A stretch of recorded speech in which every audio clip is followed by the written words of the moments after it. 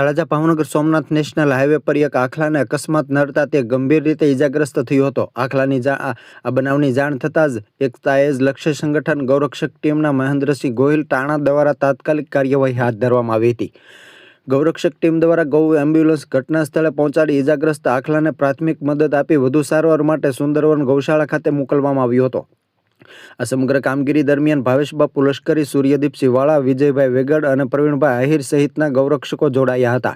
સાથે જ highway ઓથોરિટીના patrolling સ્ટાફે પણ તાત્કાલિક સ્થળ પર પહોંચી અને જરૂરી મદદ આપી હતી. ગૌરક્ષક ટીમ અને હાઈવે ઓથોરિટીની સમયસર કામગીરીના કારણે ઇજાગ્રસ્ત આખલાને ઝડપથી સારવાર મળી હતી અને તેમનો જીવ બચી ગયો હતો.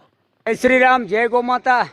આજે તારીખ 7/6/2026 કહેવાય કે ભાવનગર સોમનાથ નેશનલ હાઈવે ઉપર વેળાવદરના પુલ પાસે એક નંદી મહારાજનું એક્સિડન્ટ થયેલું હતું. ત્યારે અમારા ભાવેશબાપુ લશ્કરી તેમજ સૂર્યદેવસિંહ વાળા તેમજ વિજયભાઈ વેગડ, પ્રવીણભાઈ આહિર અત્યારે ગૌ એમ્બ્યુલન્સ લઈને સુંદરવન ગૌશાળાએ જઈ રહ્યા છીએ. જય શ્રી રામ, જય ગૌ માતા. રાત્રે 2 વાગ્યા છે તો અત્યારે આપણે ગૌ એમ્બ્યુલન્સમાં ભરીને અત્યારે સુંદરવન ગૌશાળાએ ઉતારી દીધા છે.